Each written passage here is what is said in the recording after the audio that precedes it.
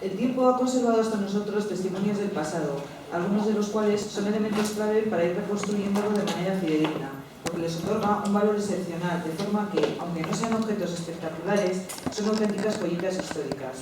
Cuando ese valor intrínseco se aúna de una procedencia bien contextualizada y científicamente establecida, estamos ante auténticos tesoros del pasado.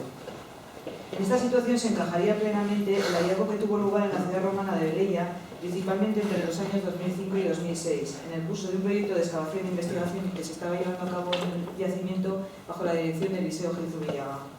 Este hallazgo de escaso valor material en sí mismo y carente de espectacularidad, al consistir en grafitos e incisos sobre soportes que no eran sino restos de basura, de cerámica, vidrio, ladrillos, etc., tan habituales por otro lado en las excavaciones arqueológicas, se convertía en excepcional por el contenido de los grabados tanto epigráficos como figurativos que dichos soportes mostraban.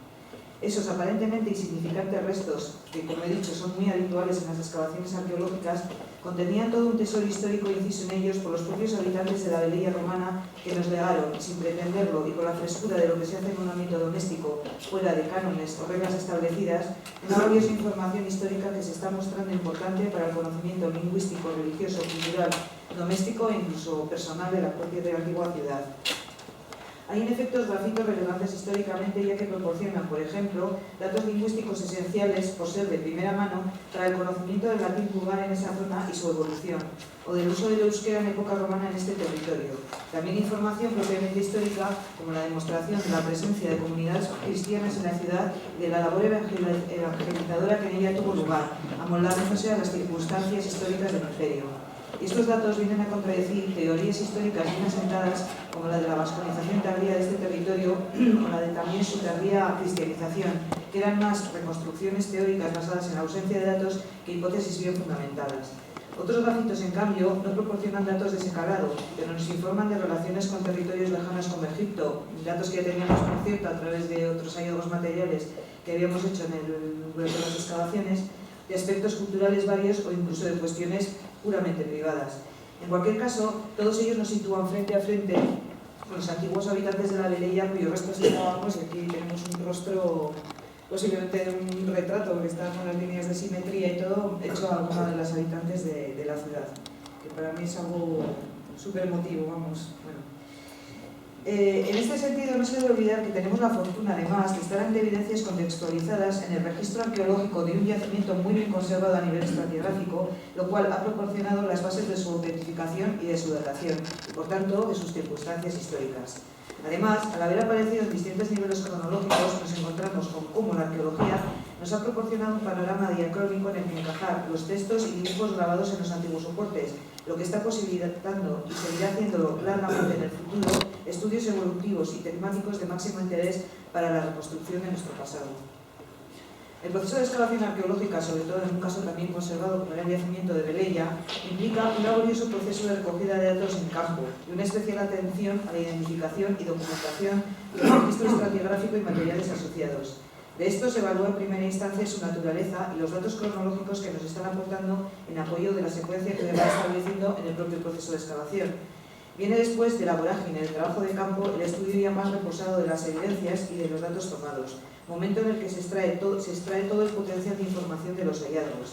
De todo ello se deben derivar estudios científicos que expongan los datos en los que se soportan las interpretaciones y conclusiones a que se llegue y que implican una evaluación de la parte del yacimiento estudiada con sus estructuras, sus materiales, su estratigrafía en su correcto contexto cronológico.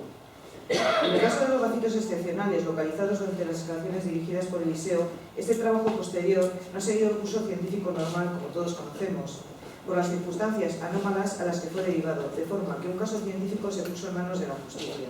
Aún así, se fue haciendo un análisis de las evidencias en asociación a los contextos estratigráficos en los que fueron localizadas, lo cual fue organizado y hecho público en lo que todos conocemos como la Ostracabase. Fue un trabajo, créanme, realmente laborioso y echado en unas circunstancias personales que no se las recomiendo a nadie. Vale. Este análisis, aunque fuera del cauce que le hubiera sido natural, ha permitido, entre otras muchas cosas, evaluar cómo el contenido de los grafitos viene a marcar, en muchos casos, una distribución temática según su contexto de procedencia, lo que no solo vendría a avalar la secuencia establecida, sino que únicamente tendría explicación en el hecho de que son grafismos de época romana insertos en el devenir histórico de la ciudad. Vamos a analizar ahora algunos de los casos que ejemplifica esto que estoy diciendo. En primer lugar, veremos cómo en un mismo punto de la ciudad, concretamente en una de sus domus, la secuencia estratigráfica establecida marca una clara diferenciación temática por cronologías en las series de grafitos localizados a lo largo de ella. Después analizaremos qué ocurre cotejando distintos puntos de la ciudad donde también se localizaron este tipo de evidencias, para ver cómo los mismos horizontes cronológicos marcan temáticas similares aunque se trate de contextos distintos. Y ello de la mano de una de las lenguas en las que aparece escrito los grafitos, como es el euskera, aprovechando el marco que nos ofrece este congreso internacional. Este es un plano con los puntos donde se localizaron los que denominamos en su día como grafitos excepcionales. Bien. Un caso de coherencia y diferenciación temática por cronologías en un mismo lugar. La Domus de un Mosaico de los Rosetones. Sector 6, que vemos ahí la planta en pequeñito y con los manchones rojos los puntos donde se localizaron los grafitos que principalmente se encontraron en este recinto.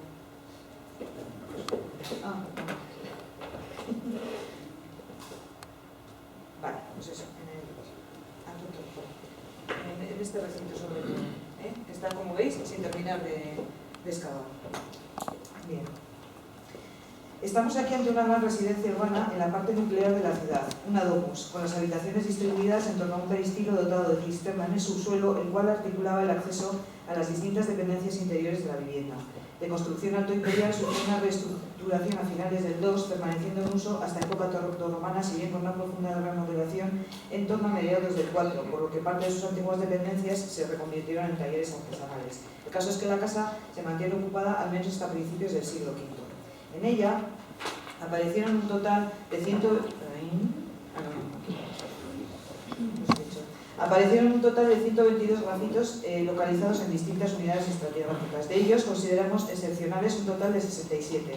Estos se distribuían en dos horizontes cronológicos bien marcados a los que se asociaba un cambio en el contenido temático de dicho material gráfico. Ahí estoy marcando con dos flechas, el superior es un nivel de derrumbe sobre un suelo, que es en el que aparecieron el nivel más moderno de grafitos que luego entraré en él, y debajo en la preparación de un suelo sobre los antiguos niveles de ocupación altoimperial, pues en esa preparación de suelo se encontraron el nivel más antiguo de grafitos en el cual cambia la temática totalmente. Vale, pues el más antiguo, que es el inferior, datable en torno a fines del 2, principios del 3, que es el momento de remodelación de la domus en época altoimperial, muestra grafitos de carácter doméstico escritos en euskera.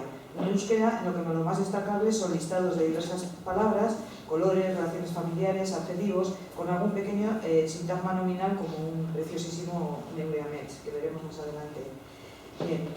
Como digo, estos materiales se localizan a nivel de preparación del suelo, en los que la estratigrafía y materiales asociados marcaban esa cronología.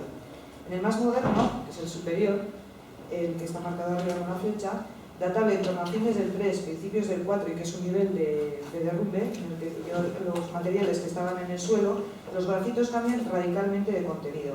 La iconografía y los textos, algunos en euskera y otros en latín vulgar, muestran una clara temática de naturaleza religiosa de carácter judeocristiano. La mayor parte de los grabados con este contenido se asociaban al recinto 8, reconvertido entonces a vulgar por la estructura y por los materiales asociados en una especie de domus ecclesia. Esta casa se remodela, entonces en el nivel antiguo es una casa que funciona como casa, y es en el que aparece el euskera, digamos, de carácter doméstico. Sufre esta estancia una remodelación y se reconvierte en algo que interpretamos por la propia estructura y por el material social, como decía, en una domus ecclesia, y es en asociación a ese contexto en el que aparecen los grafitos más modernos de este sector, que son los de carácter religioso, porque pensamos que en esta domus ecclesia se estaba haciendo una intensa labor de evangelización.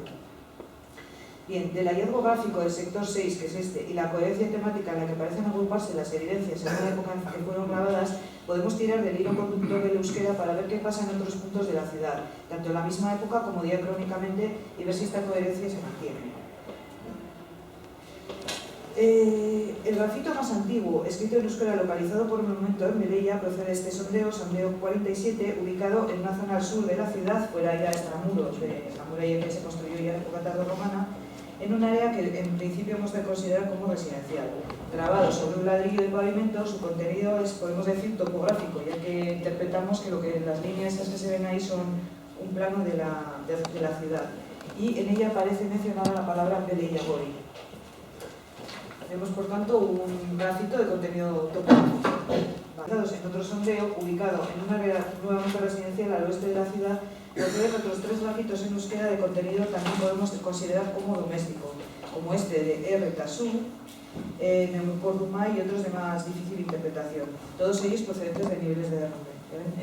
Está aquí la escala, a qué profundidades estamos hablando. Estos dos niveles estratigráficos diferentes, aparecieron esos grafitos en euskera, vamos, apenas ya pues a metro y pico de profundidad de la superficie del terreno. Siguiendo este camino cronológico, nos encontraríamos ahora a fines del siglo II, principios del III, con el horizonte más antiguo del interesante conjunto de grafitos del sector 6 escritos en euskera, del que hemos hablado antes, de contenido también doméstico, con textos como el que os decía antes de Neumetz, que es este de aquí. Solo se ve al trasluz, es un grafito en vidrio que es súper difícil de ver si no es así, jugando con la luz. Marcus Lagún, o listados de palabras como ata, ama, neva, reba, que es este que tenemos aquí, la ficha, precioso. Se basaba mona, hilaro lurasúa, beta sudiaros, colores, neure, eure, es decir, este tipo de grafitos que son de contenido doméstico, por catalogarlos de alguna manera, aparecen en este nivel antiguo, como antes he dicho. Bien. A esta misma cronología, o sea, coetáneos con esto, se adscribiría otro de los grupos importantes de grafitos en euskera, localizados en el sondeo 32, ubicado en una zona al oeste de la ciudad, en un área meramente residencial y fuera del centro público, que es conocida por los antiguos beleñeses, si interpretamos bien el contenido de algunos de los grafitos, como Beleia Gori. Esto está... A ver. Esta zona de aquí se verá, el 32. Entonces pensamos que esta zona de aquí es la que en los grafitos se menciona como Beleia Gori, y es donde se localizó este importantísimo conjunto de grafitos en euskera. Bien. Así, dentro de un ámbito doméstico se localizó el conjunto de grafitos en euskera más cuantioso y el más rico a nivel lingüístico por contener textos propiamente dichos. Aparecieron un total de 44 grafitos distribuidos en distintas urbes de este sondeo, si bien consideramos excepcionales 22. Todos ellos se localizaron en un estado de abandono de un suelo de ocupación y en otro de preparación de un nuevo suelo sobre él, formados con una separación temporal muy pequeña. En este marco, y dejando al margen los grafitos figurativos, encontramos una serie de textos en euskera que son los que queremos destacar ahora. Son textos que nos transmiten una información que en este caso podríamos calificar como de privada. Esto es, tenemos un euskera utilizado en un contexto aparentemente doméstico para plasmar datos privados que se nos antojan tremendamente emotivos, máxime cuando algunos de ellos están escritos por niños que nos hablan como si fueran retazos de un diario de diversas cuestiones personales, que van desde informaciones muy pequeñas, como el que nos dice vivo en Beleia Gori, al que nos dice tengo 12 años, tengo 3 hermanos, yo Cecilius, posiblemente, o Cecilia, a textos más largos en los que se utilizan incluso las dos claves del soporte, como aquel que nos dice soy Laike, tengo 11 años, vivo en Beleia Gori, que no es como Beleia Nova, pero es muy bonita, mi padre, o muy elegante. Mi padre recoge peces, precioso, ¿verdad? En general, se trata de mensajes asépticos, aunque hay algún voluptuoso como aquel que nos dice mi padre muerto por la noche, mi madre, y se corta. Bien. Pero entonces, dentro de este conjunto epigráfico en euskera que nos proporciona textos interesantes para su estudio lingüístico, pero que al ser de carácter meramente privado no presentarían en principio mayores connotaciones históricas, tenemos, sin embargo, dos grafitos que, sin abandonar el marco de esta privacidad, pensamos que nos transmiten una información diferente, más trascendente y que adquiriría cierto calado histórico si la interpretación que proponemos para ellos como de temática religiosa cristiana es correcta. En ellos se representan sendos crucificados que podemos ver aquí, acompañados de los textos Neureama, Roman Ilta, Cristiana y Neureata. Vemos que contienen mensajes en euskera aparentemente privados, no tendríamos por qué interpretarlos de otra manera, hablando de una madre y de un padre, cada uno acompañado de la figura de un crucificado, que como sabemos es un tipo de castigo aplicado en el Imperio Romano y cuya presencia no tendría por qué transmitir un mensaje más allá del aparente. Se trata de grafitos con una información virtuosa y es solo por las figuras crucificadas que nos hablan de muerte. Esto se confirma expresamente en el texto del primer grafito que nos dice mi madre muerta en Roma cristiana. Pero la diferencia importante es que pensamos que son grafitos que trascienden el mensaje privado y nos aportan el dato de la existencia de cristianos en la Beleia de fines del 2, principios del 3.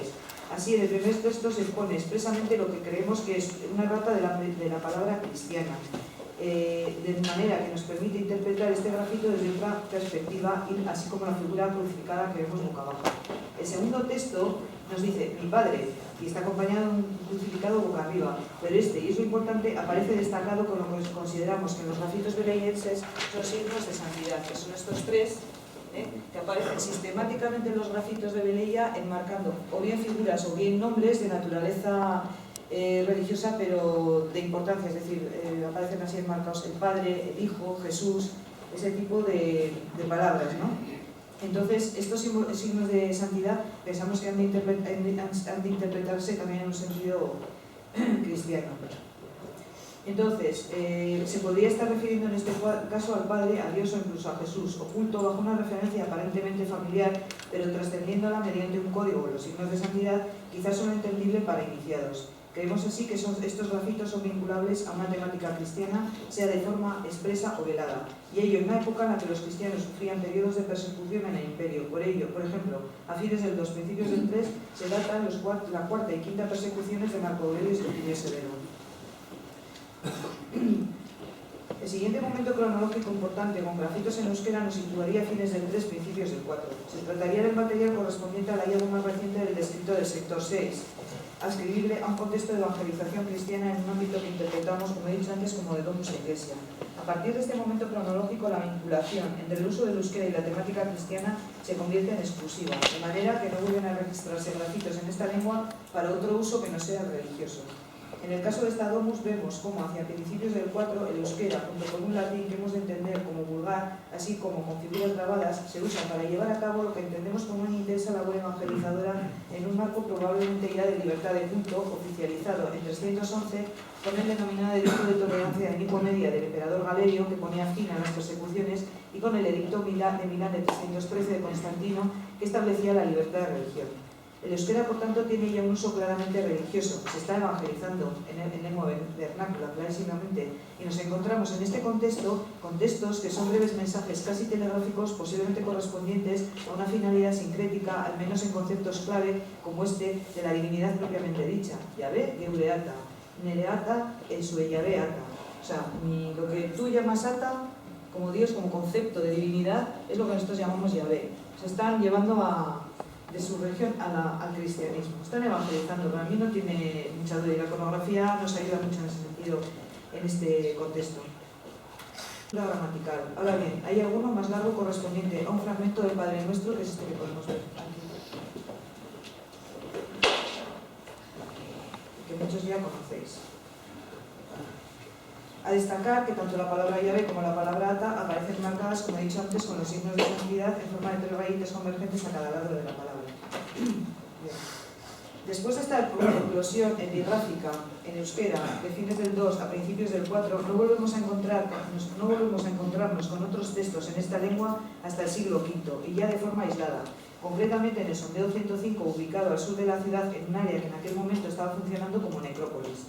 Efectivamente, en un plato colocado sobre los restos de un enterramiento a modo de depósito funerario, se veía grabado Ian, posiblemente Ian Suta. Leyenda, a mi juicio, declara un mensaje religioso. No he puesto toda la secuencia de excavación, pero lo podéis encontrar en la página de Sosi Viña Velella. Esto es lo que encontramos al principio, un plato boca arriba, y al excavarlo, aquí está la huella del plato, apareció lo que quedaba del muerto, que era justo de las rodillas para abajo. Sí, o sea, solo quedaba eso. El resto, esto estaba, por eso la gravedad de la actuación de Núñez, porque esto, por ejemplo, el resto se lo había levantado de la balanza. Esto sí que aparecía a 35 centímetros de profundidad, pero ni todo quedaban restos aquí. Esto hubiera volado, bueno, sí es que no han volado más, como esto. Vale, el caso importante ahora es que aquí tenemos el plato, que vamos, estaba con unas concreciones terribles, estaba boca arriba, el grafito ahora no lo he puesto en concreto, pero es uno de estos fragmentos, ¿eh? Entonces, al limpiarlo con las concreciones terribles aquí, pues apareció la leyenda en euskera. Un plato que no se perdió de vista en un momento en que como alguien pudo hacer el grafito, milagros al inglés. Vale. Época tardorromana. Bueno, he puesto entre interrogaciones esta inscripción cronológica, Porque este grafito, porque tiene un interesantísimo texto en euskera, nada menos que el Padre Nuestro, y que fue localizado en el Santander 120, ubicado en la zona al norte de la ciudad, resulta que la estratigrafía no nos proporcionaba una datación para él, puesto que estaba integrado en una estratigrafía de formación geológica, en unos niveles de deposición aluvial, en el que este material había sido aportado por arrastre.